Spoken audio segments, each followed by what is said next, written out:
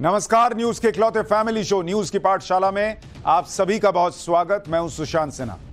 ये वो पाठशाला जहां सबकी क्लास लगती है। और सबसे पहले आपको बता दूं कि आज कौन कौन सी क्लास लगने वाली है। मोदी विरोध में राहुल, अखिलेश, पूरा इंडी गठबंधन संसद में केजरीवाल के सामने कैसे सरेंडर कर चुका है, आज आपको यह दिखाऊंगा। दिल्ली के कोचिंग इंस्टीट्यूट में बच्चों की मौत का गुनहगार कौन है, दिल्ली के एलजी या केजरीवाल सरकार?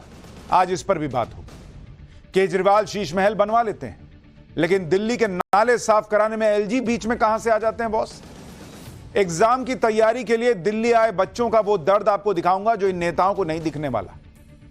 इसके अलावा यूपी से खबर होगी, अखिलेश हमले करते रह गए, समाजवादी पार्टी के विधायक योगी के पैर छूने के लिए लाइन में क्यों लग गए? योगी दिल्ली आए और मुख्यमंत्री की कुर्सी का खेल करके चले गए क्या? उपचुनाव के पहले योगी के तेवर बदले हैं, अखिलेश ने पीडीए को धोखा दे दिया क्या? आज इसका चैप्टर भी होगा। और फिर बात होगी गीता का वो उपदेश जिसने शूटर मनु भाकर को ओलंपिक में मेडल जिता दिया। मनु के साथ जब धोखा हो गया था, और मां का वो काम जिसने मेडल तक पहुंचा दिया, आज वो किस्सा भी बताऊंगा। और ओलंपिक में भारतीय टीम की वो कहानी जो आपको गर्व से भर देगी। लेकिन पाठशाला में पहले दिन भर की बड़ी खबरों का रिवीजन कर लेते हैं, फिर खोलते हैं पहला चैप्टर।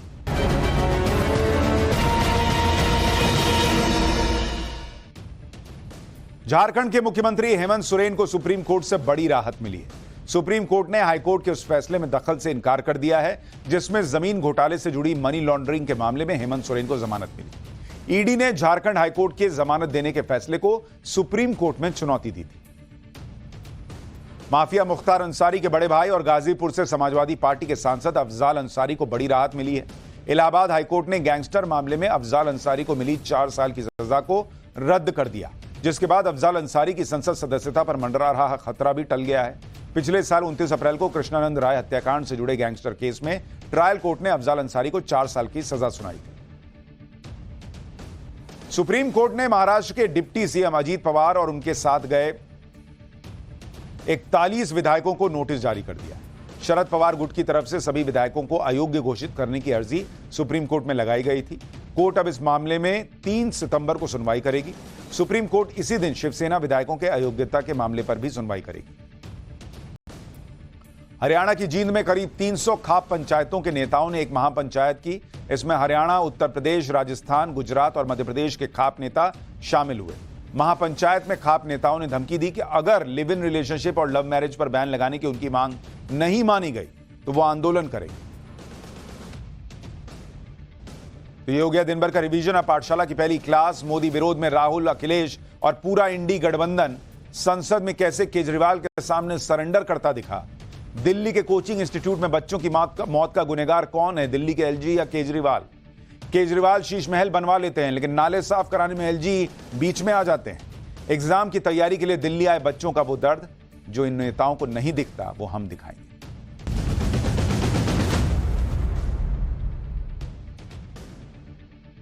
पाठशाला का पहला चैप्टर आज आपका सिर शर्म से झुका देगा कि इस देश में किस तरह की पॉलिटिक्स चल रही है, किस लेवल की पॉलिटिक्स चल रही है। देश की राजधानी में संसद का सत्र चल रहा है और उसी राजधानी में 3 बच्चे कोचिंग इंस्टीट्यूट की बेसमेंट में डूब के मर गए।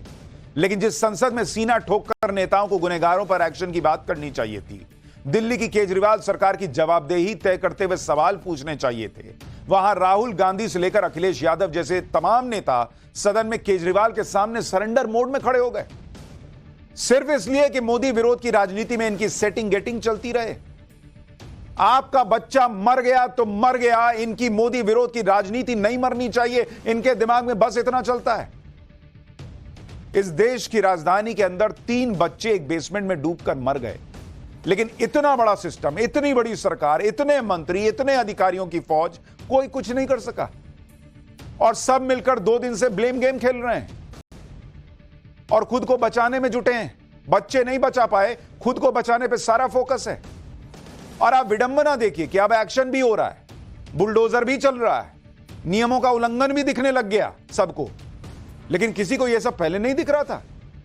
किसी को घरों से दूर आकर बच्चे किस मुश्किल हालात में एग्जाम की तैयारी करते हैं, यह नहीं दिख रहा था। या यूं कहिए कि दिख तो रहा ही होगा, लेकिन तब परवाह नहीं थी। अब सवाल उठने लगे तो परवाह करने वाले सबसे बड़े नेता बन के ये लोग आगे आ गए। पहले परवाह कर लिए होते तो वो 3 बच्चे आज जिंदा होते। ऐसी दुखद और शर्मनाक घटना हो गई, लेकिन बेशर्मी की हद देखिए कि दिल्ली की जिस सरकार की सबसे ज्यादा जवाबदेही बनती है, वो खुद को बेबस बताकर सब कुछ दूसरों पे डाल देना चाहती है। इतना ही नहीं, कोई अरविंद केजरीवाल का नाम तक नहीं ले रहा बॉस, जो जेल से ही सरकार चलाने की जिद पकड़ के बैठे हुए हैं तिहाड़ में। और यहां उनके मंत्री कोई घटना हो जाती है तो कहने लगते हैं कि हमारा तो कोई बस ही नहीं चलता बॉस, एलजी से पूछो। जबकि दिल्ली में सरकार इनकी, एमसीडी में सरकार आम आदमी पार्टी की, मंत्री इनके, विधायक इनका। केजरीवाल जी का शीश महल बनवाने में जिनको ढेले भर की दिक्कत नहीं आई, 4-4 लाख के कमोड लगवाने में तो दिक्कत नहीं आई, 8 लाख के पर्दे लगवाने में तो दिक्कत नहीं आई, तब तो एलजी कुछ ना कर पाए, उनके अधिकारी कुछ ना कर पाए।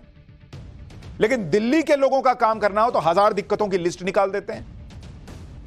कोई काम अच्छा हो जाए तो वो इन्होंने कराया, जो नहीं होगा वो एलजी के माथे पे डाल दो, हो गया। जिनके बच्चे मर गए उनसे आंखें मिला के बोल पाएंगे आप ये? और बात सिर्फ 3 बच्चों की मौत की नहीं है। आज सवाल नहीं पूछेगा तो फिर कोई और 3 होंगे और इनको कोई फर्क नहीं पड़ने वाला बॉस। इसलिए आज पाठशाला में एक एक चीज फैक्ट्स के साथ आपके सामने रखूंगा, असली गुनहगार की बात करूंगा, अपनी पॉलिटिक्स के लिए चुप्पी साध लेने वालों की क्लास भी लगाऊंगा और वो ग्राउंड रिपोर्ट्स दिखाऊंगा जो आपको बताएंगी कि यह समस्या किस कदर सिस्टम में घुस चुकी है।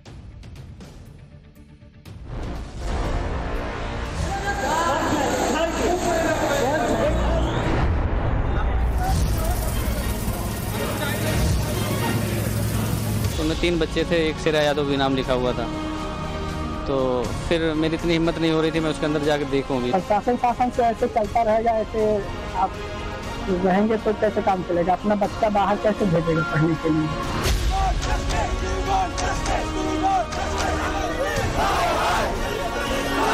मैंने राव आईएएस के बेसमेंट की कंप्लेंट की थी क्योंकि उसमें दुर्घटना होने की संभावना लग रही थी। दशक से आम आदमी पार्टी दिल्ली में सत्ता भोग रही है, लेकिन दिल्ली वासियों के लिए कोई काम नहीं कर रही।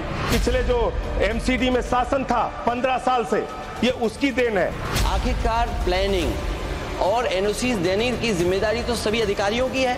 कोई भी आईएएस अधिकारी इस मीटिंग में नहीं आया। ये सीरियसनेस है इन अधिकारियों की वाटर लॉगिंग को लेकर। इसी दौर में सैकड़ों करोड़ का शीश महल बन के तैयार हो गया, मगर सीवर की सफाई नहीं हो पाई।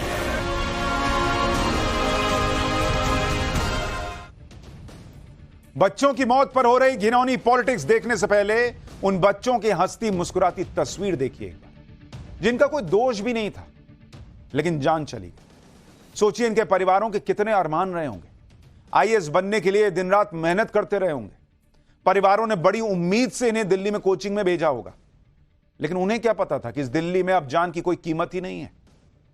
जिन 3 बच्चों ने इस हादसे में जान गंवाई, उनमें 2 लड़कियां हैं जिनकी उम्र 25 साल थी और एक लड़का जिसकी उम्र 28 साल। एक लड़की तान्या सोनी का परिवार बिहार के औरंगाबाद का रहने वाला है। तान्या सोनी के पिता तेलंगाना में एक माइनिंग कंपनी में काम करते हैं। परिवार में तान्या का एक भाई और एक बहन है। तान्या ने अभी 1.5 महीने पहले ही कोचिंग इंस्टीट्यूट में एडमिशन लिया था। 10 दिन पहले ही तान्या ने अपना बर्थडे भी सेलिब्रेट किया। तान्या के माता पिता को जब उसकी मौत की खबर मिली तब वो ट्रेन में सफर कर रहे थे। वो अपनी दूसरी बेटी को तेलंगाना से नागपुर एडमिशन के लिए लेके जा रहे थे। सोचिए क्या बीती होगी उन पर। दूसरी छात्रा थी श्रेया यादव, जो यूपी के अंबेडकर नगर से आईएएस की कोचिंग करने दिल्ली आई हुई। श्रेया के पिता अंबेडकर नगर में एक डेयरी चलाते हैं। 3 भाई बहनों में श्रेया यादव सबसे बड़ी। श्रेया के पिता का आरोप है कि बेसमेंट में पानी भर जाने की बात श्रेया ने पहले भी बताई थी, लेकिन कोचिंग वालों ने कुछ नहीं किया।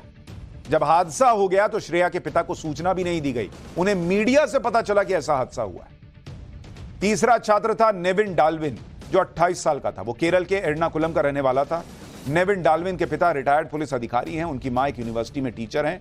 नेविन करीब 28 साल से दिल्ली में 8 साल से दिल्ली में रह रहा था। वो जेएनयू से पीएचडी भी कर रहा था और साथ साथ सिविल सर्विसेज की तैयारी कर रहा था। हादसे के वक्त नेविन कोचिंग सेंटर के बेसमेंट में चल रही लाइब्रेरी से किताब लेने भर गया था। इन बच्चों के माता पिता तो कुछ बोलने की स्थिति में ही नहीं है भाई, कैसे होंगे? परिवार वाले क्या कह रहे हैं, उनका दर्द एक बार सुनिए, फिर आपको बताऊंगा कि किस तरह की राजनीति इस हादसे को लेकर हो रही है आपका दिमाग घूम जाएगा इन नेताओं को देखकर। हम तो ये मांग करते हैं कि जो कोचिंग के संचालक हैं सबसे पहले उन पर गैर इरादतन हत्या का मुकदमा दर्ज हो, ताकि इस तरह की घटनाएं दोबारा ना हो और हम जैसा बाप कभी पीड़ित ना हो। देखिए, हर माँ बाप के लिए जो बच्चे होते हैं वो उनके जिगर के टुकड़े होते हैं और ऐसी स्थिति में उनसे कुछ पूछ पाना, बोल पाना भी संभव नहीं है। अभी वो कुछ बात करने की स्थिति में नहीं है आज। सर बताइए क्या बोलेंगे? कुछ नहीं बोलेंगे तो बच्चे को देखेंगे जी सर, कुछ बोलेंगे क्या एक्शन होना चाहिए?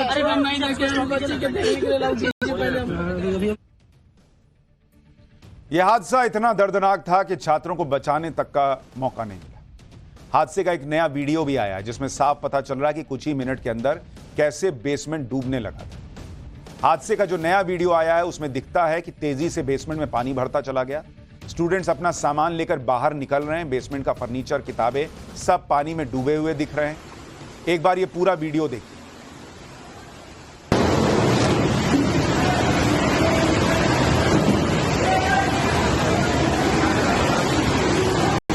चलो हाँ इधर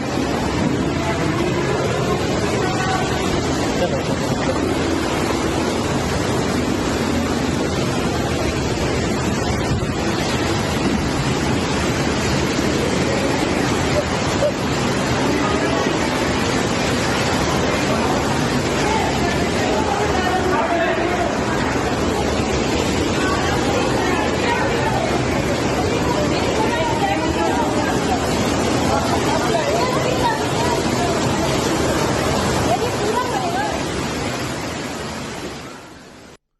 वीडियो में दिखता है कि पानी तेजी से आता जा रहा है और कुछ छात्र कह भी रहे हैं कि जल्दी चलो ये पूरा भर जाएगा। इसी बेसमेंट का एक और वीडियो आपको दिखाता हूं। इस वीडियो में पूरा बेसमेंट पानी में डूबा नजर आ रहा है। वीडियो में दिखता है कि कैसे एक व्यक्ति को रस्सी की मदद से बाहर निकाला गया। जरा ये तस्वीर भी देखिए।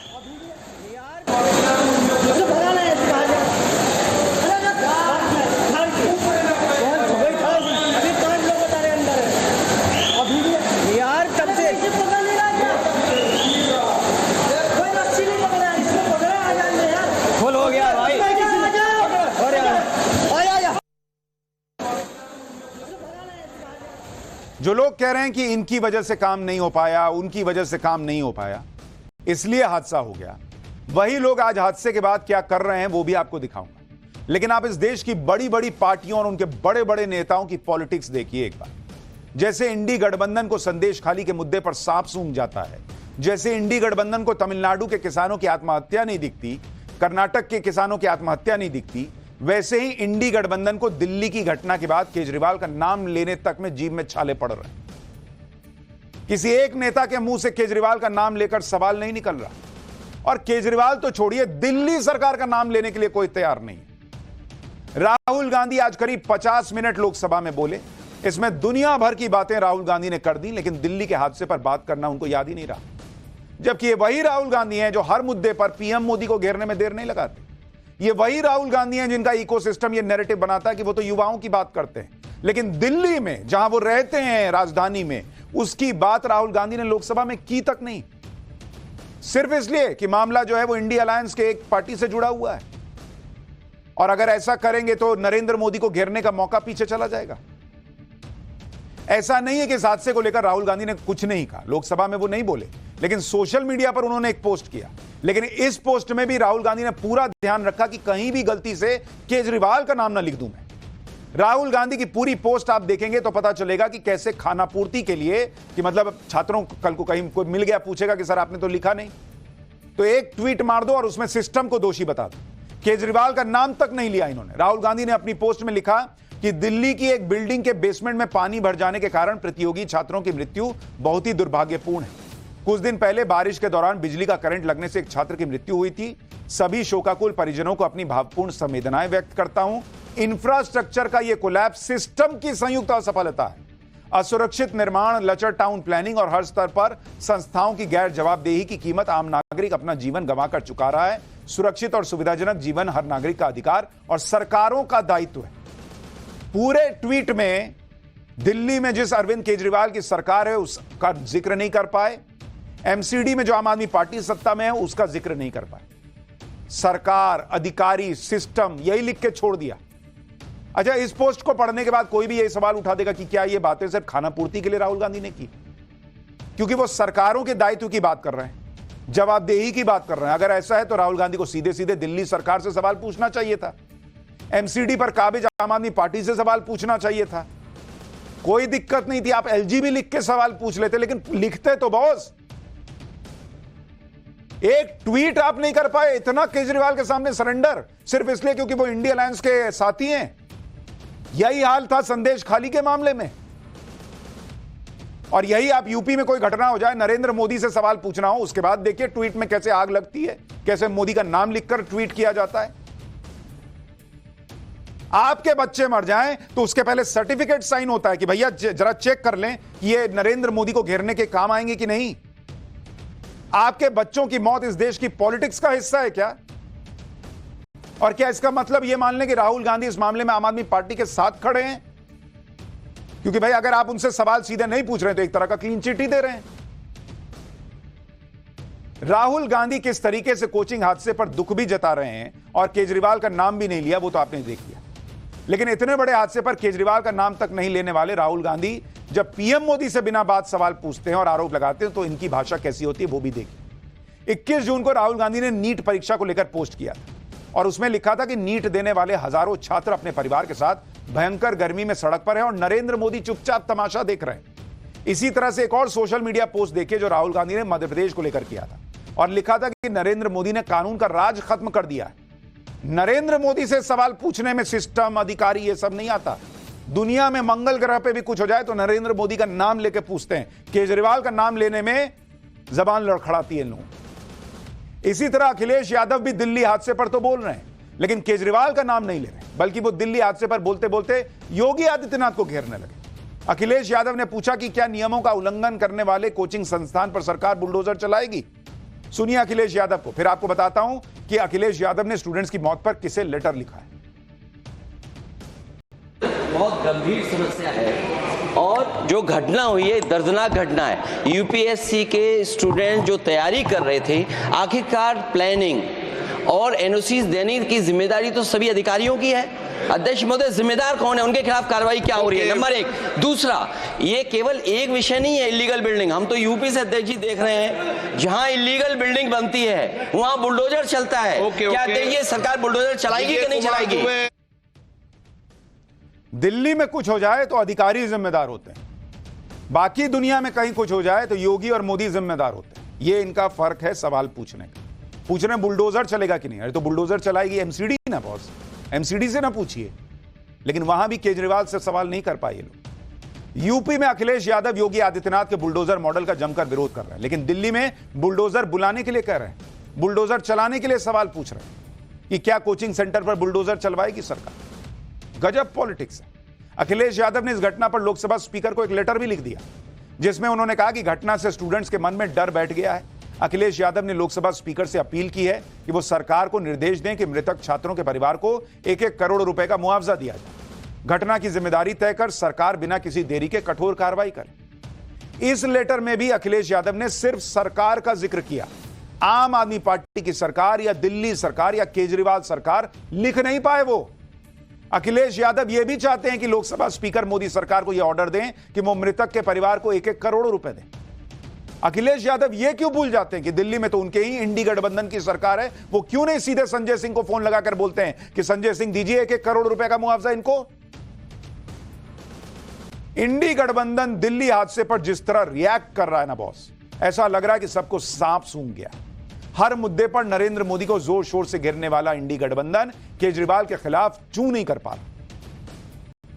कांग्रेस सांसद केसी वेणुगोपाल और शशि थरूर ने भी लोकसभा में बोला, लेकिन केजरीवाल का नाम इनकी भी जुबान पर नहीं आया।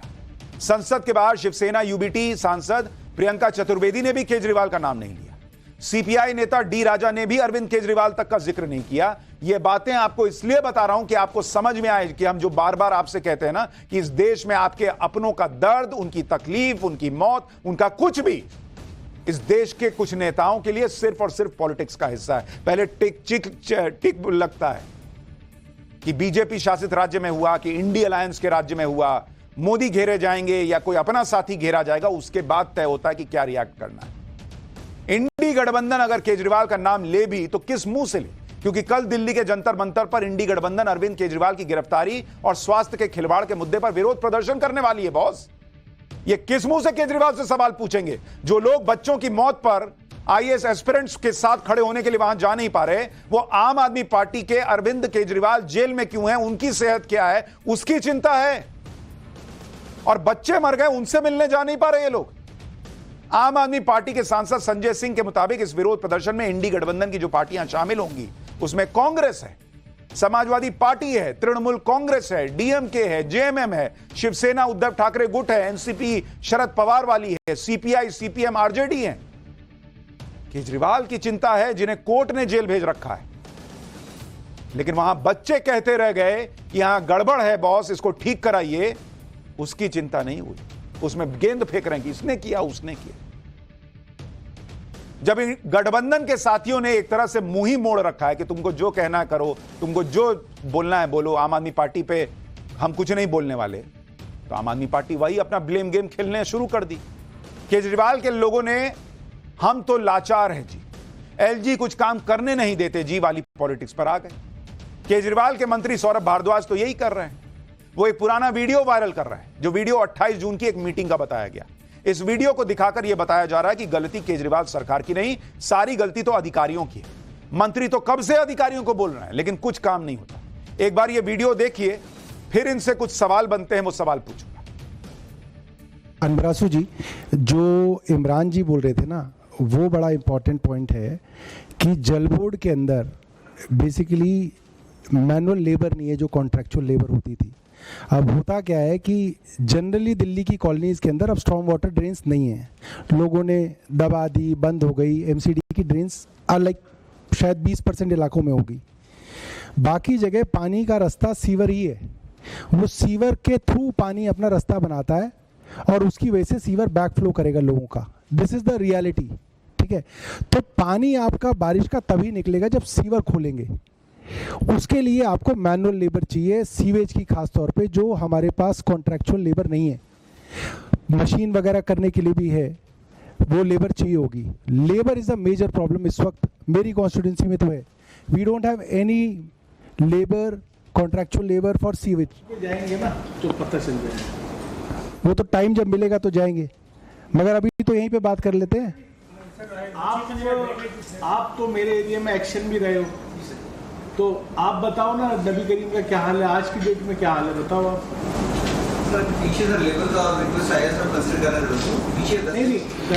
नहीं कंसिडर कर रहे हैं का क्या मतलब भाई? आप बताओ पूरी दिल्ली में जो कॉन्स्टिट्यूएंसीज है उसमें लेबर बढ़ाओगे, कब बढ़ाओगे? कंसिडर क्या कर रहे हैं? क्योंकि अनबरासु जी तो आईएएस हैं, ये अब इनके पास बहुत काम है, पीडब्ल्यूडी भी गली गली नहीं जा सकते। नहीं ऐसा नहीं है, जाते हैं, आईएएस ऑफिसर भी जाते हैं गली गली। नहीं अब जा नहीं रहे हैं ना, क्या कहूँ। जाएंगे, क्यों नहीं जाएंगे। अब ये वीडियो 28 जून का बताया जा रहा है। 1 महीना गुजर गया और 1 महीने में अधिकारी नहीं जा रहा था, तो इन लोगों ने क्या किया बॉस? काम नहीं हो रहा था तो इन लोगों ने क्या किया बॉस? आज जो धरना प्रदर्शन कर रहे हैं एलजी के घर के बाहर, वो पहले क्यों नहीं किया बॉस? इस तरह के वीडियो और लेटर जारी कर सौरभ भारद्वाज कल से ये माहौल बना रहे कि वो तो कब से अधिकारियों को बोल रहे हैं, लेकिन कोई सुन नहीं रहा। ये लोग कह रहे हैं कि वो आज से नहीं बल्कि 5-6 महीने से अधिकारियों को बुला रहे हैं, लेकिन वो मीटिंग में नहीं आते। एक बार सुनिए सौरभ भारद्वाज को, फिर आपको बताऊंगा कि मंत्री जी जो आज ऐसी बातें कर रहे हैं, सब कुछ दूसरों पर थोप रहे हैं, वो खुद कैसे एलजी की बुलाई मीटिंग्स में नहीं जाते थे। डीसिल्टिंग को लेके मैंने सभी विभागों की मीटिंग पहली बार बुलाने के लिए 6 फरवरी को, सर्दियों में उसका नोटिस निकाला था। 6 फरवरी को मैंने नोटिस निकाला to discuss comprehensive strategy for scientific drain management to avoid water logging in Delhi. आपको जान के हैरानी होगी, इस मीटिंग के अंदर इतने सारे आईएएस अधिकारियों को बुलाया गया, including mister Naresh Kumar. Not even 1 IAS officer turned up. Saurabh Bharadwaj कह रहे हैं कि आपको जानकर हैरानी होगी कि फरवरी में मीटिंग बुलाई और 1 आईएएस अधिकारी नहीं आया। नहीं बॉस, उससे भी ज्यादा हैरानी इस बात की हो रही है कि जिस दिल्ली में पिछले 10 साल से केजरीवाल कह रहे हैं कि पानी नहीं जमने देंगे, अब एमसीडी भी अपने हाथ में आ गई। वहां आपने मीटिंग बुलाई फरवरी के महीने में और एक आईएएस अधिकारी नहीं आया और आप सो गए। आपने चिंता नहीं की कि अब ये आईएएस अधिकारी नहीं आए तो मैं दिल्ली वालों को जो वादा किए बैठा हूं कि मैं पानी नहीं, वाटर लॉगिंग नहीं होने दूंगा, उसको कैसे ठीक करूंगा। आपने कुछ नहीं किया। आज आप कागज दिखा रहे हैं। जाके दे दीजिए उन माता पिता को जिनके बच्चे मर गए कि मैंने तो बुलाई थी मीटिंग, नहीं आए, क्या करें, मर गए तो मर गए, ऐसा बोलेंगे क्या? आम आदमी पार्टी चाहे एलजी पर आरोप लगाए या फिर किसी और पर आरोप लगाए, लेकिन एक फैक्ट यह भी है कि ओल्ड राजेंद्र नगर में जलभराव और बेसमेंट में चलने वाली कोचिंग की समस्या के बारे में दिल्ली सरकार और एमसीडी से कई बार शिकायत की गई। ओल्ड राजेंद्र नगर में ही पढ़ने वाले एक छात्र ने तो 26 जून को ओल्ड राजेंद्र नगर में बेसमेंट में चल रही कोचिंग की शिकायत की थी। सुनिए इस छात्र को, फिर बताऊंगा कि ओल्ड राजेंद्र नगर के लोकल निवासी भी कई बार कैसे शिकायत कर चुके हैं। मैंने 26 जून 2024 को बेसमेंट राव आईएएस की कंप्लेंट की थी। इस संबंध में पब्लिक ग्रीवेंस पोर्टल के माध्यम से केंद्र सरकार एवं राज्य सरकार को बताया था कि कैसे ओल्ड राजेंद्र नगर एवं साउथ पटेल नगर में और पूरे पटेल नगर में लाइब्रेरियां और कोचिंग बेसमेंट में संचालित होते हैं और स्पेशली मैंने राव आईएएस की बेसमेंट की कंप्लेंट की थी। ओल्ड राजेंद्र नगर में रहने वाले स्थानीय लोग भी जल भराव की समस्या को लेकर कई बार शिकायत कर चुके हैं। यह तस्वीर देखिए, सोशल मीडिया पर 26 जुलाई के एक शख्स ने ओल्ड राजेंद्र नगर में भरे पानी की तस्वीर शेयर की थी और लिखा था कि मॉनसून में ओल्ड राजेंद्र नगर में इस तरह से पानी भरना आम बात है, इससे बड़ी परेशानी होती है। एक और वीडियो देखिए, यह वीडियो 15 जुलाई का है। जिस कोचिंग संस्थान में हादसा हुआ उसी कोचिंग संस्थान से के पास से यह वीडियो बनाया गया है।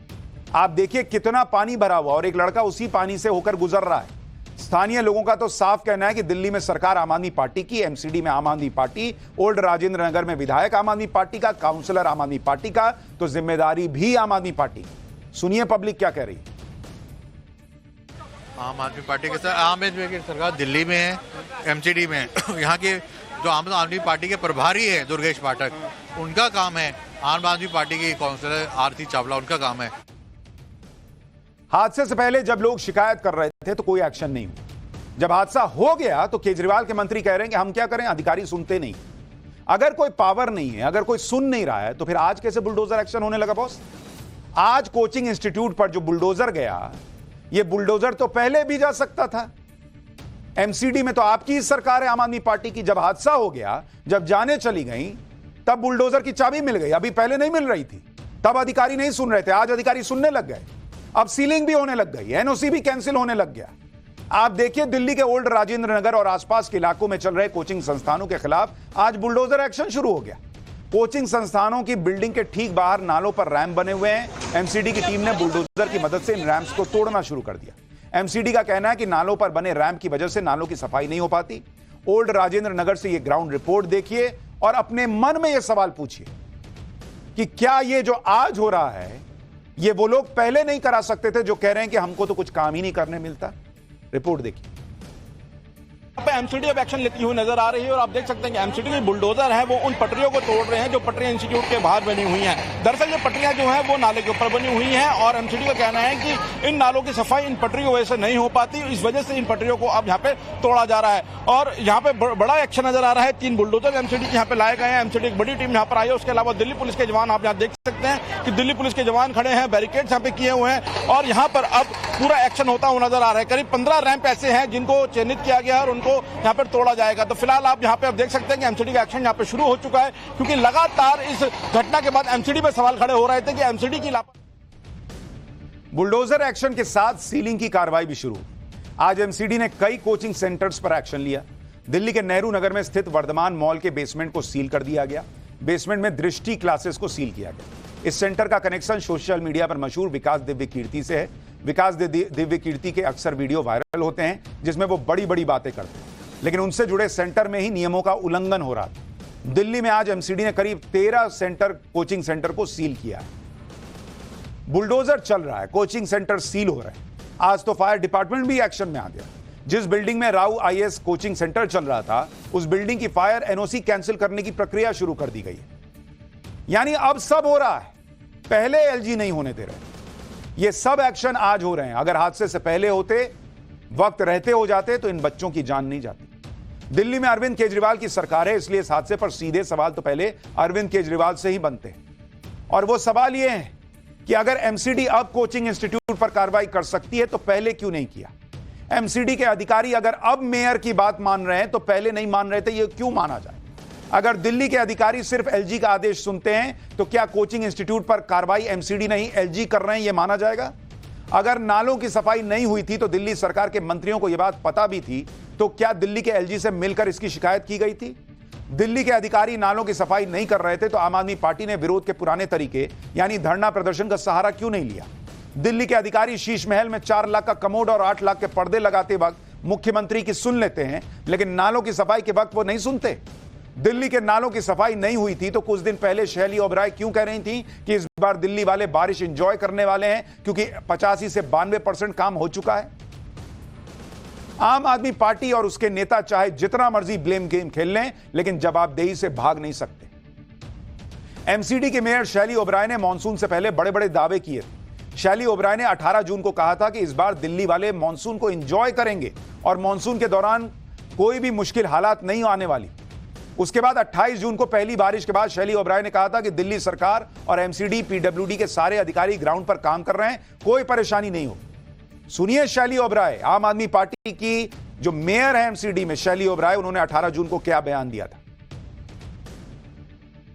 दिल्ली की जनता को आश्वासन देना चाहूंगी कि इस बार दिल्ली की जनता मॉनसून एंजॉय करेगी और किसी भी तरह की जो परेशानी और कठिन स्थिति हम कम से कम लाने की कोशिश करेंगे। एक तरह से मॉनसून की पहली बारिश है और अब वो सभी पॉइंट्स आइडेंटिफाई आज हो चुके हैं। तमाम departments, MCD, irrigation flood, PWD, साथ में हमारे दिल्ली जल बोर्ड, तमाम अधिकारी, सभी डिप्टी कमिश्नर्स, ऑफिसर्स अभी ग्राउंड पर काम कर रहे हैं। और तो एमसीडी के मेयर आम आदमी पार्टी की नेता कह रही थी कि सारे अधिकारी ग्राउंड पर काम कर रहे हैं।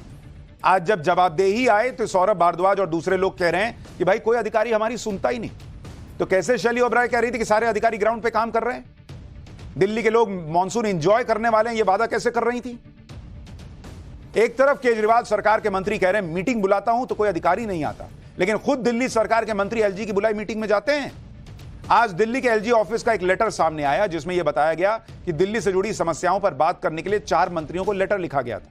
लेटर में दिल्ली में पानी की supply, air quality, public transport और हेल्थ सर्विस के मुद्दे पर मीटिंग की बात कही गई थी। मीटिंग के लिए जिन 4 मंत्रियों को बुलाया गया था उसमें दिल्ली के पर्यावरण मंत्री गोपाल राय, दिल्ली के ट्रांसपोर्ट मंत्री कैलाश गहलोत, दिल्ली की वित्त मंत्री और पीडब्ल्यूडी मंत्री आतिशी और दिल्ली के हेल्थ मिनिस्टर सौरभ भारद्वाज का नाम था। यह 1 अप्रैल का लेटर है। सूत्रों के मुताबिक एलजी की बुलाई मीटिंग में कोई मंत्री नहीं गया।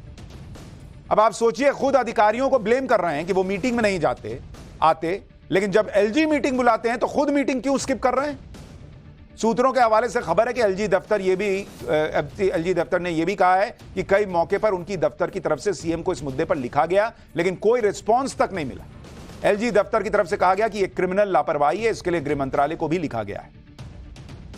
एलजी की मीटिंग में न जाने पर दिल्ली के मंत्री सौरभ भारद्वाज से सवाल भी हुआ, तो कहने लगे कि एलजी किस अधिकार से मीटिंग बुला रहे हैं? सुनिए जरा इनका जवाब सुनिए। एलजी का क्या लेने देना है इसमें? एलजी को मुख्यमंत्री बनने का शौक चढ़ गया था उस समय। हमारे मुख्यमंत्री गिरफ्तार हुए तो एलजी साहब को लगा कि मैं मुख्यमंत्री बन जाऊं और मैं मंत्रियों की मीटिंग बुलाने लगूं। किस कैपेसिटी के अंदर मुख्यमंत्री के अलावा कोई और कैबिनेट की मीटिंग बुला सकता है? क्या एलजी कैबिनेट की मीटिंग बुला सकते हैं? वो दिखाएं मुझे कौन से रूल के अंदर बुला सकते हैं। तो जब इनका मन करे तो ये सारी जवाबदेही एलजी पे डालेंगे और जब इनका मन करे तो ये पूछेंगे एलजी हमको कैसे बुला सकता है बॉस, किस अधिकार से बुला रहा है? अरे आपको दिल्ली वालों की इतनी चिंता थी, मान लीजिए एलजी आपको अपॉइंटमेंट नहीं देते, आप नहीं जा पा रहे थे, एलजी ने बुलाया था, वहां जाके बोलते कि बॉस कोई अधिकारी काम नहीं कर रहा है। वहां तो ईगो हर्ट हो गया कि एलजी कैसे बुला लेगा बॉस हमको, हम तो केजरीवाल जी के कहने पे जाएंगे और केजरीवाल जी जेल में हैं तो हम किसी के सामने नहीं जाएंगे। और आज कह रहे हैं कि एलजी ने नहीं किया। दिल्ली के जिस ओल्ड राजेंद्र नगर में यह हादसा हुआ है वहां आम आदमी पार्टी के ही दुर्गेश पाठक विधायक। इतने बड़े हादसे पर विधायक से भी सवाल होने चाहिए कि जब इलाके में लोग लगातार शिकायतें कर रहे थे तो फिर एक्शन क्यों नहीं हुआ? दुर्गेश पाठक से सवाल किया गया तो वो ये कहकर अपना बचाव कर रहे हैं कि हमें तो एमसीडी में आए 7 से 8 महीने ही हुए हैं। उधर बीजेपी इस हादसे पर अरविंद केजरीवाल से इस्तीफा मांग रही है। बीजेपी और आम आदमी पार्टी एक दूसरे को कैसे दोषी बता रहे हैं ये सुनिए। फिर बताऊंगा कि कैसे इस हादसे पर आम आदमी पार्टी एक और नया बहाना बना रही है, और कुछ सवाल एलजी साहब से भी बनते हैं, वो भी पूछूंगा। हम तो अभी 6-8 महीने पहले एमसीडी के अंदर आए हैं। पिछले 15 साल से 20 साल से जो ड्रेनेज के ऊपर काम नहीं हुआ पूरी दिल्ली के अंदर, उसके ऊपर कौन एक्शन? भारतीय जनता पार्टी किस चीज का प्रोटेस्ट कर रहे हैं? वो उनको तो शर्म आनी चाहिए। पूरी दिल्ली को उन्होंने बर्बाद कर दिया पूरी तरह से। दिल्ली में मुख्यमंत्री जो जेल में है इस्तीफा क्यों नहीं देते? और जो उनके बाकी मंत्री हैं वो काम क्यों नहीं करते? जिस मंत्री को यही नहीं मालूम कि उससे काम क्या करना है, दिल्ली की सेवा कैसे करनी है, सिर्फ फाइलों को दबाना है, पूरी की पूरी सरकार सिर्फ एक ही विषय पर केंद्रित रहती है कि अरविंद केजरीवाल का शुगर लेवल कितना है। आम आदमी पार्टी के पास हर मुसीबत के लिए एक बहाना रेडी रहता है। इस हादसे पर भी उनके पास बहानों की लिस्ट तैयार है। आम आदमी पार्टी के सांसद संजय सिंह का कहना है कि बेसमेंट में कोचिंग सेंटर आज से नहीं बल्कि 20-30 साल से चल रहे हैं, पहले कभी एक्शन क्यों नहीं लिया गया, जबकि उनकी मेयर तो अब कोचिंग सेंटर को सील करवा रही है। 20-30 साल से नहीं हुआ, आप ही बदलने आए थे ना बॉस, तो आप बदल देते। तय तो कर लीजिए कि 20-30 साल से नहीं हुआ इसलिए आपने नहीं किया, अधिकारी आपकी नहीं सुन रहे थे इसलिए नहीं हुआ, आप सोए हुए थे इसलिए नहीं हुआ, या एलजी की वजह से नहीं हुआ। तय तो कर लीजिए, मन तो बना लीजिए कि किस पे ठीकरा फोड़ना है अपने आप को छोड़कर। सुनिए संजय सिंह को एक बार, उसके बाद आपको इस हादसे पर स्टूडेंट्स कितने गुस्से में ये दिखाता हूं और एलजी से क्या सवाल है वो बताता हूं। कोचिंग सेंटर में, बेसमेंट में कोचिंग की क्लासेस और लाइब्रेरी, ये आज से चल रहे हैं क्या? ये आज से चल रहे हैं? 25-25, 30-30 साल पुराने कोचिंग सेंटर हैं। 25-25, 30-30 साल से बेसमेंट में उनकी क्लासेस चल रही हैं, उनकी लाइब्रेरी चल रही है। 15 साल तक तो एमसीडी में भारतीय जनता पार्टी थी, उसने कार्रवाई क्यों नहीं की? हमारी मेयर तो कल से बहुत सारे जो अवैध कोचिंग सेंटर चल रहे थे बेसमेंट के अंदर, उसको सील कर रही है, कार्रवाई कर रही है। तो आखिर ये कार्रवाई पहले क्यों नहीं हुई? संजय सिंह कह रहे हैं कि 15-20 साल से ये बेसमेंट में सेंटर चल रहे होंगे। बहुत अच्छी बात है, आपने बीजेपी से सवाल किया, लेकिन अगर आपकी मेयर हादसे के 24 से 48 घंटे के अंदर इन पर कार्रवाई करके इन्हें सील कर सकती हैं, तो आज से 1 साल पहले से जब से आपकी मेयर बनी हुई हैं, किस बात का, किस मुहूर्त का इंतजार कर रही थी कि 15 साल से 20 साल से बीजेपी के राज में चल गई हैं, तो हम भी 15 साल बाद इसको सील करेंगे? जब यह काम अब हादसे के बाद 48 घंटे में हो सकता है, तो आपके 1-1.25 साल के कार्यकाल में एमसीडी के अंदर क्यों नहीं हुआ? बच्चे मर गए बहुत, और आपका बहाना ही खत्म नहीं हो रहा। और इन बहानों से, इस पॉलिटिकल ब्लेम गेम से छात्रों का कोई मतलब नहीं है। बेसमेंट में 3 छात्रों की डूबने से हुई मौत के बाद ही ओल्ड राजेंद्र नगर के छात्र प्रोटेस्ट कर रहे हैं। आज भी छात्रों का प्रोटेस्ट जारी था। छात्रों का कहना है कि वो दोषियों के खिलाफ कड़ी कार्रवाई चाहते हैं। 3 मृतक छात्रों के परिजनों को 1-1 करोड़ का मुआवजा मिले। देखिए वहां से एक रिपोर्ट। लगातार यूपीएससी एस्पिरेंट्स द्वारा दिल्ली के अंदर ओल्ड राजेंद्र नगर के अंदर नाराजगी जाहिर है। तस्वीरें मेरे पीछे कि आप देखेंगे कि किस तरीके से जो छात्र हैं वो अपनी नाराजगी का प्रदर्शन करते नजर आ रहे हैं। इनसे एलजी की मुलाकात हो, उसके बाद भी संतुष्टि जो है वो साफ तौर पर इन छात्रों में नजर नहीं आ रही है। हमें कल से अल्टीमेटम दिया था 12 बजे तक, अभी तक हमारी हमसे ना कोई बात करने आया है, ना हमारी डिमांड्स पूरी की गई, हमें सुना भी नहीं गया है अभी तक। देखिए मैडम, मांगे पहले ये है कि यहाँ पे पुलिस बताए असल में कितनी हत्या हुई। पुलिस 2 दिन से हमें कॉन्फिडेंस में ले नहीं पाई कि आखिर कितनी हत्या हुई है। 3 बोल के 10-12 राउंड एम्बुलेंस के यहाँ से गए हमारे सामने, वो हमारी पहली मांग। दूसरी मांग ये है कि जिनकी हत्या है उनको कंपनसेशन के नाम पे कम से कम 1 करोड़ रुपए का कंपनसेशन मुआवजा दिया जाए। तो भी हम लोग क्या डिमांड कर रहे हैं, जो कल्प्रिट्स हैं उनकी गिरफ्तारी हो, उन पर सही लोग जो हैं उन पर कार्रवाई हो, और जो एफआईआर की कॉपी हो हम लोगों को मिले। इसका प्योरली जिम्मेदार है म्यूनिसिपल कॉर्पोरेशन ऑफ दिल्ली और Delhi police. Reason being corruption. LG चाहते हैं वो हमारे साथ है, तो हमारे बीच आए, हमारे साथ बैठे और हमसे बात करें, ना कि इंडिविजुअल बात करने से कुछ नहीं होने वाला। छात्र गुस्से में, और उनका गुस्सा वाजिब है। कुछ तो कह रहे हैं कि भाई 10 राउंड एम्बुलेंस गई है तो 3 ही कैसे मरे, लेकिन इन छात्रों से कोई बात करने जाए तब तो। अच्छा, सवाल सिर्फ आम आदमी पार्टी नहीं बल्कि दिल्ली के एलजी से भी है। दिल्ली में अधिकारियों की ट्रांसफर पोस्टिंग की पावर तो उनके पास है, अगर आम आदमी पार्टी ने काम नहीं कराया, अगर आम आदमी पार्टी के नेता मीटिंग में नहीं आए, तो फिर एलजी ने क्या किया? एलजी ही सारा काम अधिकारियों से करवा लेते। सिर्फ यह कह देना कि मैंने तो मीटिंग बुलाई थी, मंत्री नहीं आए, यह कह देने से काम चल जाएगा? अगर अधिकारी नहीं आए, अधिकारी काम नहीं कर रहे हैं, मंत्री नहीं आए, आप उतर जाते ना जमीन पर। अगर आपने ट्रांसफर पोस्टिंग का इतना अधिकार ले रखा है एलजी ने, तो आज जो एलजी गए मिलने के लिए, वो उतर के देखते तो कि दिल्ली में काम हुआ है कि नहीं हुआ है। जो बीजेपी आज प्रदर्शन कर रही है विपक्ष के तौर पर, कांग्रेस को तो छोड़ ही दीजिए, उनका तो खत्म मामला है, उनकी सेटिंग गेटिंग है आम आदमी पार्टी से, उनसे क्या बोलना। लेकिन जो बीजेपी आज विरोध प्रदर्शन कर रही है, उसने क्यों नहीं किया? वहां पर ओल्ड राजेंद्र नगर में पानी जम रहा है, ये दिल्ली के लोग, दिल्ली में बीजेपी को नहीं दिख रहा था? ये बेसमेंट में क्लासेस चल रही हैं, ये बीजेपी को नहीं दिख रहा था? एलजी को नहीं दिख रहा था? एलजी ने एक चिट्ठी लिख दी, कोई आया नहीं मीटिंग में, हो गया उनका काम खत्म। केजरीवाल एंड टीम के पास तो बहानों की पूरी लिस्ट है। मर गया आपका बच्चा, राहुल गांधी कुछ बोलेंगे नहीं, केजरीवाल अधिकारियों से सवाल, माफ कीजिएगा, अखिलेश यादव अधिकारियों से सवाल पूछेंगे, हो गया खत्म। 4 दिन बाद आप भूल जाएंगे, ये बच्चे पढ़ाई करने लग जाएंगे, आप अपने घर में जो बच्चा मर गया चला गया उसकी फोटो लगाएंगे, खत्म हो जाएगा मामला। फिर कोई एक हादसा होगा तो देखा जाएगा उस वक्त कौन क्या बोलता है। फ्री के चक्कर में फ्री में मौत मिली।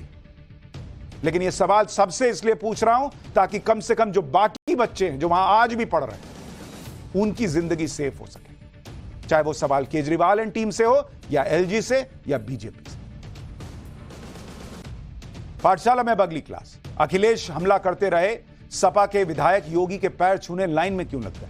योगी दिल्ली आए और मुख्यमंत्री की कुर्सी का खेल करके चले गए। उपचुनाव के पहले योगी के तेवर बदले, अखिलेश ने पीडीए को धोखा दे दिया क्या? अब इसका जवाब।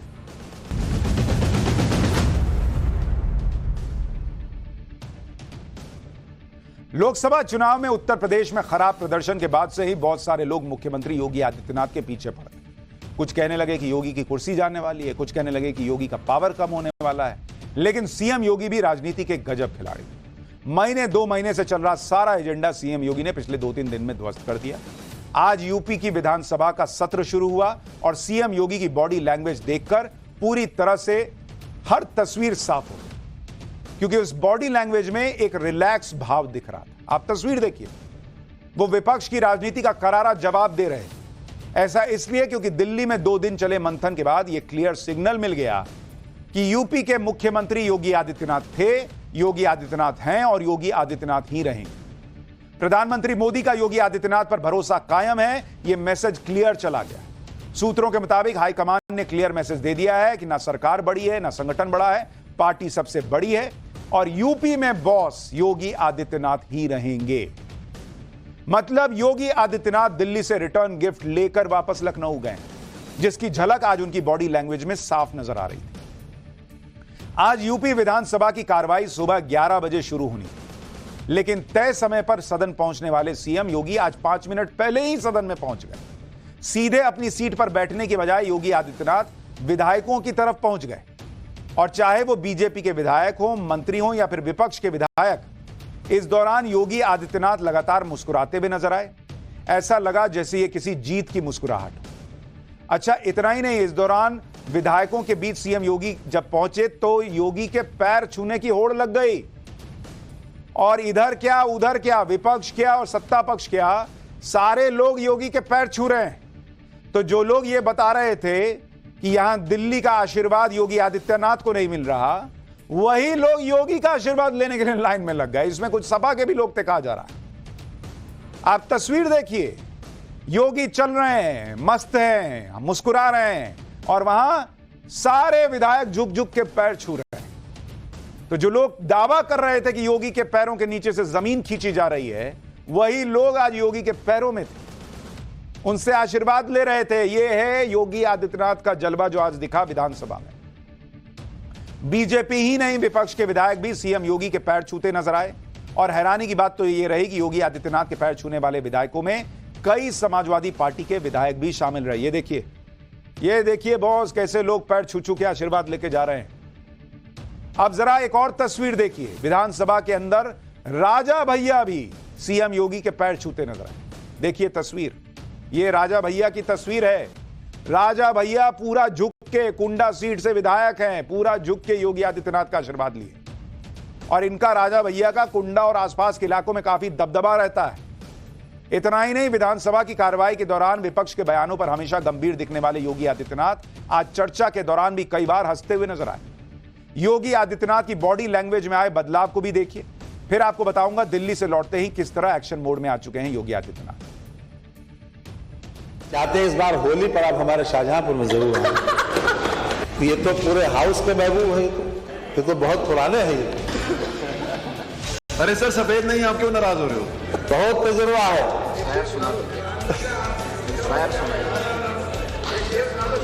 कि मुफ्त में शेर सुनाने के मैं नहीं कायल, एक कप चाय पिलाओ तो गजल अर्ज करूं।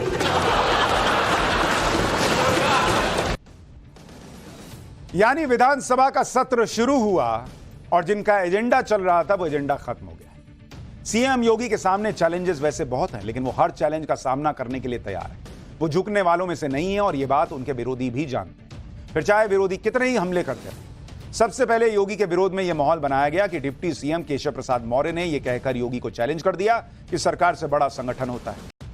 अखिलेश यादव तो यह कहने लगे कि केशव प्रसाद मौर्य दिल्ली का मोहरा है और यह दिल्ली और लखनऊ की लड़ाई है। यानी इंडी गठबंधन लगातार यही भ्रम फैलाने में जुटा रहा कि केशव प्रसाद मौर्य योगी आदित्यनाथ से नाराज हैं, जो कि यूपी में बीजेपी का बड़ा ओबीसी चेहरा है और यूपी की कुल आबादी में ओबीसी 40% से ज्यादा है। अखिलेश यादव की राजनीति भी इस वक्त पीडीए यानी पिछड़े, दलित और अल्पसंख्यक के फॉर्मूले पर है। इसलिए दिल्ली से लौटते ही योगी आदित्यनाथ ने खुद ओबीसी वर्ग को साधने के लिए मोर्चा संभाल लिया। आज लखनऊ में बीजेपी ओबीसी मोर्चा की बैठक में योगी आदित्यनाथ खुद पहुंचे और उन्होंने ओबीसी समाज की तुलना बजरंगबली से कर दी।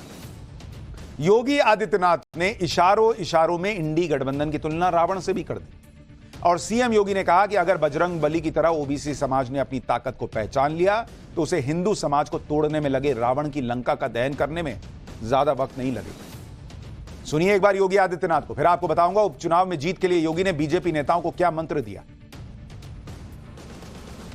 आप में, इस समाज में बजरंगबली की ताकत छुपी हुई है, बस उस ताकत को उजागर किए जाने की आवश्यकता है। उस ताकत को उजागर किए जाने की आवश्यकता है। रावण की लंका को जलाने में और उसको दहन करने में बहुत देर नहीं लगेगी। ये जो रावण आज गुमराह करके समाज को आपस में ही लड़ाने का काम कर रहा है, याद रखना, हमारा ओबीसी समाज मजबूत हो यह महत्वपूर्ण है, लेकिन हमें सर्व समाज के साथ बेहतर समन्वय करके देश विरोधी और समाज विरोधी गतिविधियों में लिप्त तत्वों को बेनकाब करते हुए प्रधानमंत्री मोदी जी के नेतृत्व और मार्गदर्शन में विकसित भारत की परिकल्पना को साकार करने के लिए प्राण से जुटना है। अब दिल्ली में मंथन के बाद यूपी बीजेपी में आए बदलाव की एक और तस्वीर देखी। यूपी में विधानसभा के मॉनसून सत्र से पहले आज लखनऊ में विधानमंडल दल की बैठक में दोनों डिप्टी सीएम केशव प्रसाद मौर्य और ब्रजेश पाठक मुख्यमंत्री योगी आदित्यनाथ के अगल बगल में बैठे हुए नजर आए। इसके साथ ही यूपी बीजेपी के अध्यक्ष भूपेंद्र चौधरी भी मंच पर नजर आए। बैठक के दौरान सीएम योगी ने अपने मंत्रियों और विधायकों के लिए यूपी में होने वाले उपचुनाव, सोशल मीडिया और विधानसभा सत्र के लिए जरूरी निर्देश भी जारी किए। सीएम योगी ने कहा कि विपक्ष की तरफ से सारी लड़ाई सोशल मीडिया पर लड़ी जा रही है। विपक्ष ने पूरा भ्रम इसी प्लेटफॉर्म पर फैलाया। आगे योगी ने अपने सभी मंत्रियों और विधायकों से विपक्ष की तरफ से फैलाए जा रहे भ्रम से निपटने के लिए सोशल मीडिया पर एक्टिव रहने के लिए कहा। इसके साथ ही सीएम योगी ने मॉनसून सत्र के दौरान सभी विधायकों से समय पर आने और पूरे समय मौजूद रहने के लिए कहा। बैठक में सीएम योगी ने यह भी साफ कर दिया कि विधानसभा में जनता से जुड़े विषयों पर बात होगी और विपक्ष के हर हमले का करारा जवाब दिया जाएगा। आगे सीएम योगी ने सभी मंत्रियों और विधायकों से 10 सीटों पर होने वाले विधानसभा उपचुनाव के लिए जुट जाने के लिए भी कहा। बाद में बीजेपी ओबीसी मोर्चा की बैठक में भी सीएम योगी ने बीजेपी कार्यकर्ताओं को इंडी गठबंधन की भ्रम फैलाने वाली राजनीति से अलर्ट रहने की नसीहत दी। सुनिए एक बार। ये लोग जाति के नाम पर आपको लड़ाने की किसी भी कुत्सित मंशा से सदैव किसी न किसी षड्यंत्र में और उस प्रकार के षड्यंत्रों में लिप्त रहेंगे और इसके लिए इन्होंने सबसे बड़ा औजार के रूप में इस्तेमाल किया है अपने स्मार्टफोन को। स्मार्टफोन सोशल मीडिया प्लेटफॉर्म, और उसके माध्यम से झूठे वक्तव्यों को निकाल करके, झूठी जातियां और झूठे शेयर करके इन्होंने इस प्रकार के षड्यंत्रों को आज अंजाम देना प्रारंभ किया है कि पूरा समाज एक दूसरे को दुश्मनी भरी निगाहों से देखने की स्थिति में पैदा हो। इस प्रकार के षड्यंत्र लगातार कर रहे हैं, इसलिए इनसे सावधान बनने की आवश्यकता है। अच्छा, आप ये भी देखिए कि भ्रम की राजनीति को लेकर जब इंडी गठबंधन की कोई पैंतरेबाजी काम नहीं आई तो भी वो फेक नैरेटिव फैलाने की अपनी आदत से बाज नहीं आया। दिल्ली में जब बीजेपी शासित मुख्यमंत्रियों की बैठक के बाद फोटो सेशन की बारी आई तो कांग्रेस की तरफ से पीएम मोदी और सीएम योगी के बीच दूरी दिखाने के लिए एक फेक वीडियो जारी किया गया। इस तस्वीर को देखिए, इसमें प्रधानमंत्री मोदी फोटो सेशन के लिए आते हुए दिख रहे हैं। वहां खड़े दूसरे मुख्यमंत्री उन्हें हाथ जोड़ रहे हैं, लेकिन योगी आदित्यनाथ हाथ जोड़ते हुए नजर नहीं आए, ये कहा गया। इसी आधे अधूरे वीडियो को शेयर करते हुए कांग्रेस नेताओं ने कहना शुरू कर दिया कि अच्छा, तो अब नमस्ते प्रणाम भी बंद हो गया। लेकिन कुछ ही देर में कांग्रेस और इंडी गठबंधन के झूठ का पर्दाफाश हो गया। बीजेपी ने इस इवेंट का से जुड़ा एक और वीडियो जारी किया जिसमें योगी आदित्यनाथ, आप देखिए, हाथ जोड़े हुए दिख रहे हैं। प्रधानमंत्री और वहां खड़े मुख्यमंत्री एक दूसरे को हाथ जोड़ते हुए दिख रहे हैं, यानी जब वहां प्रधानमंत्री पहुंचे उसके पहले देखिए योगी आदित्यनाथ ने उन्हें हाथ जोड़कर प्रणाम किया, और जब पीएम एकदम बगल में थे तब तक उन्होंने हाथ नीचे कर लिया था। बस उतना काट के छांट के और सोशल मीडिया पे फैलाना शुरू कर दिया गया। एक तरफ योगी आदित्यनाथ अखिलेश यादव के पीडीए फॉर्मूले की हवा निकालने में जुटे, दूसरी तरफ अखिलेश यादव का इकदाम उनके पीडीए फॉर्मूले के लिए खुद ही मुसीबत बन गया है। अखिलेश के इस दांव के बाद उन पर पीडीए को धोखा देने का आरोप लग रहा है। असल में अखिलेश यादव ने यूपी विधानसभा में समाजवादी पार्टी के फाउंडर मेंबर्स में शामिल रहे माता प्रसाद पांडे को नेता विपक्ष नियुक्त करने का ऐलान कर दिया। माना जा रहा है कि अखिलेश ने इस फैसले के जरिए ब्राह्मण कार्ड खेला है, लेकिन उनके इस फैसले से समाजवादी पार्टी के वो नेता मायूस हो गए जो खुद नेता प्रतिपक्ष की जिम्मेदारी मिलने की उम्मीद लगाए बैठे थे। और सवाल उठने लगे कि जो अखिलेश यादव पीडीए यानी पिछड़े, दलित और अल्पसंख्यक की राजनीति करने का दावा करते नहीं थक रहे थे, अचानक उनके एजेंडे में अगड़े कैसे आ गए भाई? उन्होंने किसी पिछड़े को क्यों नहीं बनाया नेता प्रतिपक्ष? तो ये सवाल उठ रहे हैं।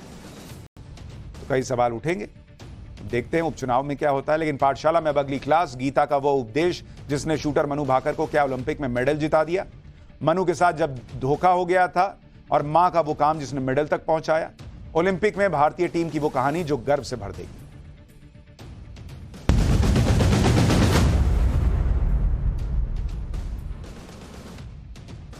बाईस साल की एक लड़की ने पूरी दुनिया में भारत का नाम ऊंचा कर दिया। पेरिस ओलंपिक में मेडल जीतने वाली मनु भाकर की हर जगह चर्चा हो रही है। मनु भाकर ने 10 मीटर एयर पिस्टल शूटिंग में ब्रॉन्ज मेडल जीता। कुछ लोग तो मनु भाकर नहीं कह रहे हैं, मनु धाकड़ है जिसने धाकड़ प्रदर्शन किया है। यह भारत के लिए गर्व का बहुत बड़ा पल है, क्योंकि पूरे 12 साल के इंतजार के बाद ओलंपिक्स की शूटिंग में भारत ने कोई मेडल जीता। मनु भाकर की यह जीत इसलिए भी ऐतिहासिक है क्योंकि वो ओलंपिक्स मेडल जीतने वाली पहली भारतीय महिला शूटर बन गई। इससे पहले शूटिंग में सभी मेडल्स पुरुष खिलाड़ियों को मिले थे। और आपको जानकर हैरानी होगी कि मनु भाकर को लेकर यह माना जा रहा था कि वो भारत के लिए ओलंपिक में मेडल जरूर जीतेंगी, क्योंकि ओलंपिक के क्वालिफाइंग राउंड में ही वो टॉप 3 प्लेयर में चल रही थी। हरियाणा की रहने वाली मनु भाकर ने इस जीत के लिए बहुत मेहनत की। पिछले 3 साल से लगातार 12-12 घंटे शूटिंग की प्रैक्टिस की। शरीर को फिट रखने के लिए शूटिंग रेंज के बाहर जिम में घंटों वर्कआउट किया। लेकिन इस जीत के लिए उनकी मेहनत के अलावा सनातन की शक्ति और भगवत गीता के रोल की भी बड़ी चर्चा हो रही है।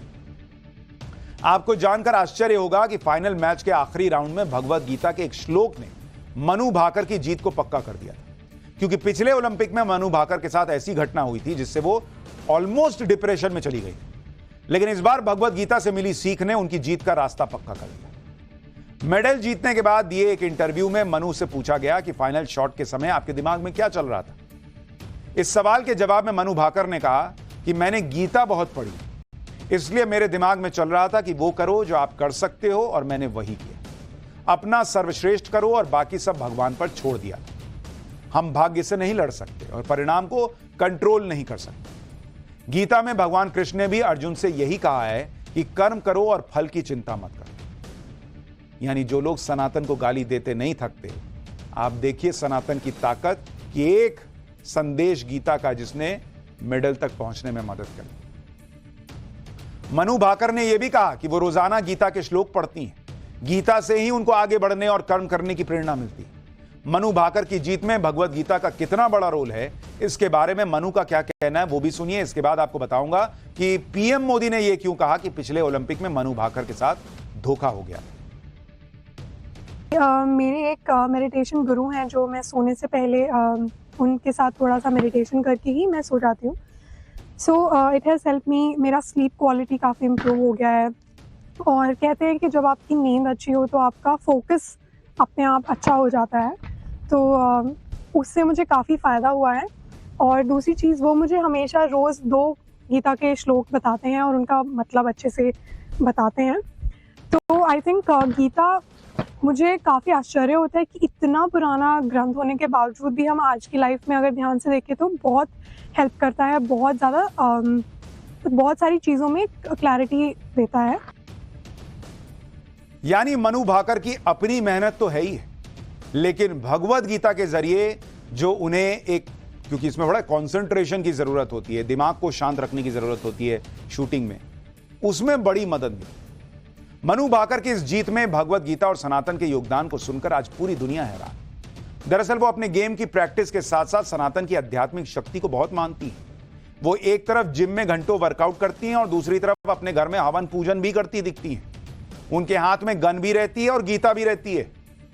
मनु भाकर की जीत के बाद आजकल उनका ये वीडियो सोशल मीडिया पर बहुत वायरल हो रहा है, जिसमें वो अपने घर में हवन पूजन करती हुई दिखाई दे रही है। यही वजह है कि अध्यात्म से ओलंपिक मेडल जीतने का यह कनेक्शन देखकर आज पूरी दुनिया इसकी चर्चा कर रही है। आपको यह भी बताता हूं कि किस तरह केंद्र सरकार ने मनु भाकर की ट्रेनिंग के लिए कोई कसर नहीं छोड़ी।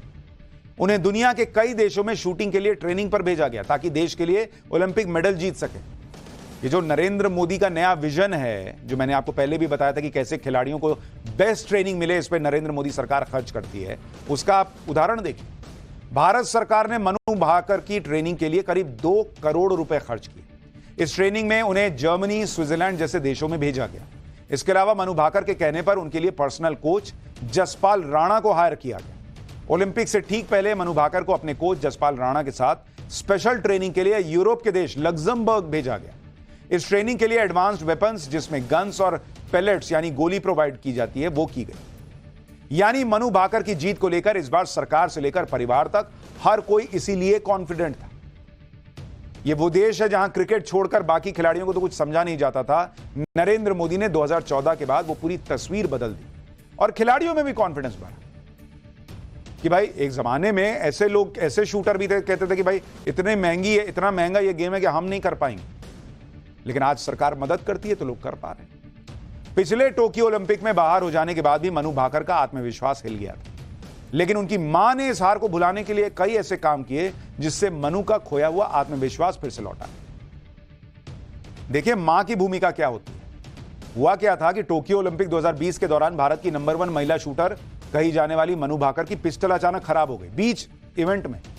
क्वालिफाइंग राउंड में मनु को 55 मिनट में 44 शॉट लेने थे, लेकिन तभी उनकी पिस्टल ही खराब हो गई। इस दौरान मनु भाकर पूरे 20 मिनट कोई निशाना ही नहीं लगा पाई, जिसकी वजह से फाइनल की रेस से बाहर हो गई। अब किसी को भी सेटबैक लगेगा। मनु भाकर को बहुत आलोचनाओं का भी सामना करना पड़ा। इसके बाद जब वो भारत लौटी तो इतनी उदास हो गई कि उनकी मां सुमेधा भाकर को बड़ी चिंता होने लगी कि बेटी का क्या होगा, भाई ये तो इतनी डिप्रेशन में चली गई है। तो उन्होंने क्या किया कि मनु भाकर की पिस्टल ही छुपा दी कि ना मनु पिस्टल को देखेगी, ना उसे अपनी हार याद आएगी और वो अगले गेम पर फिर फोकस कर पाएगी। तो देखिए कैसी कैसी चीजें होती हैं। मां की क्या भूमिका होती है कि भाई बच्चा डिप्रेशन में जा रहा है तो उसकी हेल्प करो। तो आज की डेट में मां का योगदान है, सरकार का योगदान है, सनातन का योगदान है, इस देश के करोड़ों लोगों का आशीर्वाद है कि मनु भाकर एक मेडल ले आई हैं, दूसरा लाने की कगार पर खड़ी हैं और भारत इस ओलंपिक में और अच्छा प्रदर्शन करेगा, इसकी सबको उम्मीद है।